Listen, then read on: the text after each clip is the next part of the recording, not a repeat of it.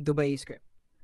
आज ये नाम सुनते ही दिमाग में चमकती हुई इमारतें, महंगी गाड़ियां और शाही जिंदगी की तस्वीर उभरती है।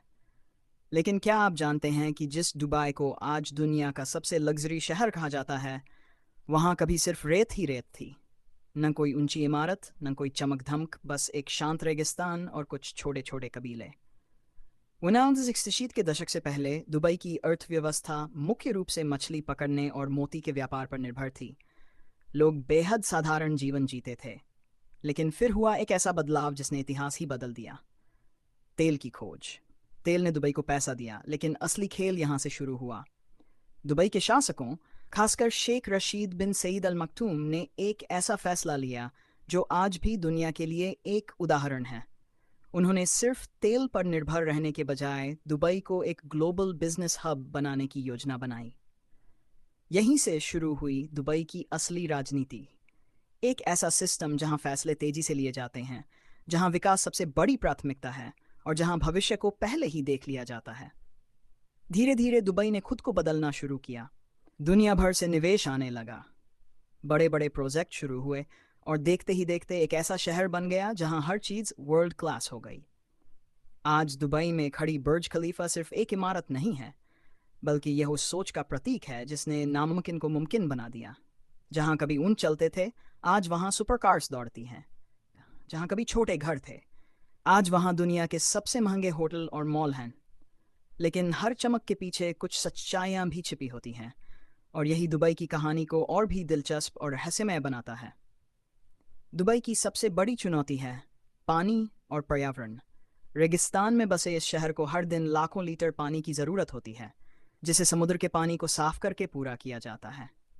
ये प्रक्रिया महंगी भी है और पर्यावरण के लिए खतरा भी बन सकती है। दूसरी चुनौती है आर्थिक संतुलन।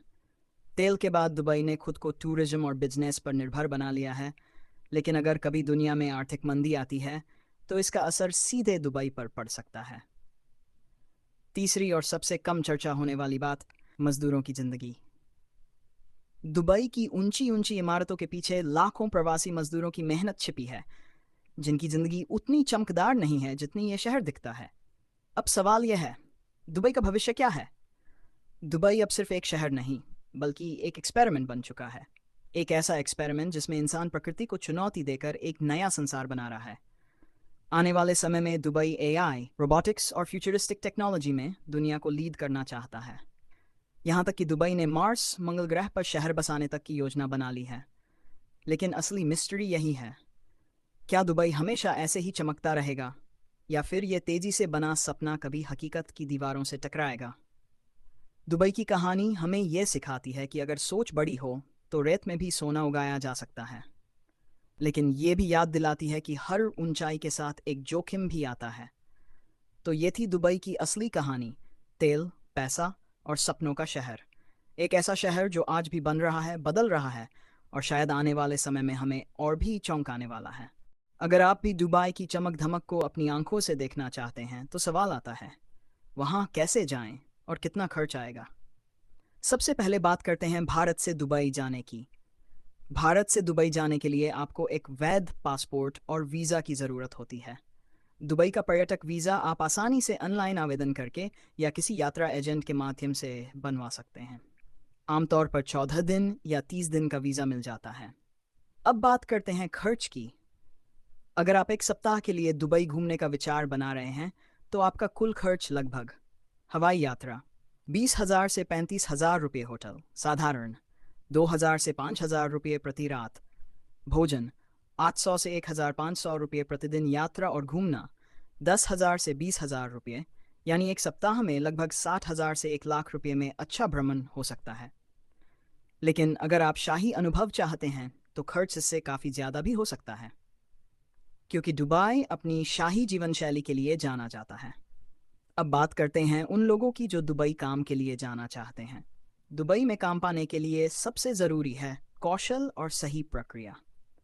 सबसे पहले आपको ऑनलाइन नौकरी के मंचों पर आवेदन करना होता है, जैसे खाड़ी देशों की नौकरी वाली वेबसाइटें या पेशेवर संपर्क मंच। जब आपकी नौकरी पक्की हो जाती है, तब कंपनी आपको कार्य वीज़ा देती है। इसमें चिकित्सीय जांच, दस्तावेज सत्यापन और अनुबंध पर हस्ताक्षर शामिल होते हैं। ध्यान रखने वाली बातें: बिना नौकरी पक्की किए दुबई न जाएं, फर्जी एजेंटों से सावधान रहें। हमेशा आधिकारिक प्रक्रिया का ही पालन करें। दुबई में काम करना एक अच्छा अवसर हो सकता है, लेकिन वहाँ प्रतिस्पर्धा भी काफ़ी ज़्यादा है और जीवन उतना आसान नहीं है जितना दिखता है।